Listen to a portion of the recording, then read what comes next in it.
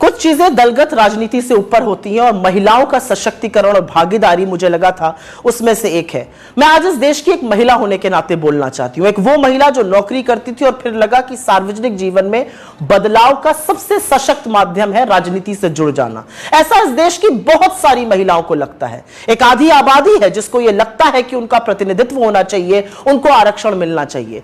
तो जब मोदी सरकार ने विमेंस रिजर्वेशन बिल की, महिला आरक्षण की बात की, तो हम प्रफुल्लित हो उठे। हमें लगा चलो जो काम हमने शुरू किया था, जिसकी ओरिजिनल शिल्पकार यूपीए की सरकार श्रीमती सोनिया गांधी थी, हमने राज्यसभा में बिल पारित कराया था, अब वो क्रियान्वित होगा। लेकिन अब पता चला कि मोदी जी की नीति और नियत दोनों में खोट है। आज भी महिला आरक्षण पर किंतु परंतु अपितु से पूरा बिल भरा पड़ा है।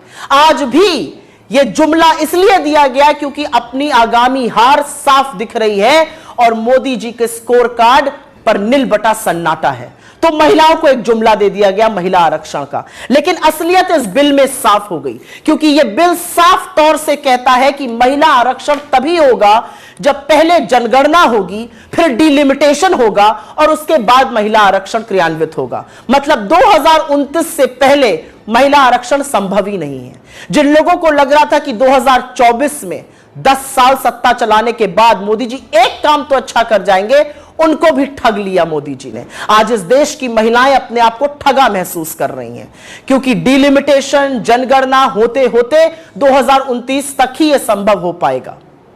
यह जो बिल था, हमारा लाया हुआ बिल, राज्यसभा में 9 मार्च 2010 को पारित हुआ था।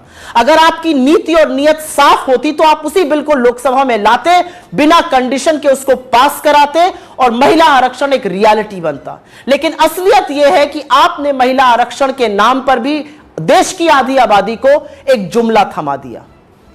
बहुत कुछ कहने से ज्यादा एक ही चीज कहना चाहती हूं आज। अगर आपकी नीति साफ है तो आपको फिर से जाकर वही काम करना चाहिए जो हमने किया था।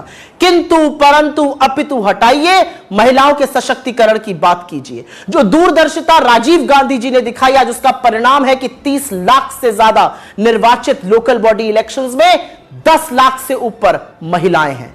जो दूरदर्शिता और दृढ़ निश्चय सोनिया जी ने और मनमोहन सिंह जी ने दिखाया था, वो एक बार अगर आप दिखाते तो 2024 के चुनावों में महिलाओं की 1/3 भागीदारी होती।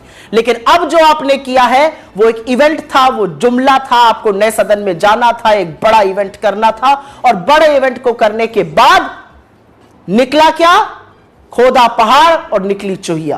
खोदा पहाड़ और पता चला 2024 में नहीं, ये तो 2029 में शायद संभव हो पाएगा। अगर आप चाहते तो आप जनगणना 2020 से 23 के बीच में करा सकते थे। सब कुछ हुआ लेकिन जनगणना नहीं हुई। फिर भी आपने जनगणना को और डिलिमिटेशन को एक क्राइटेरिया बनाया।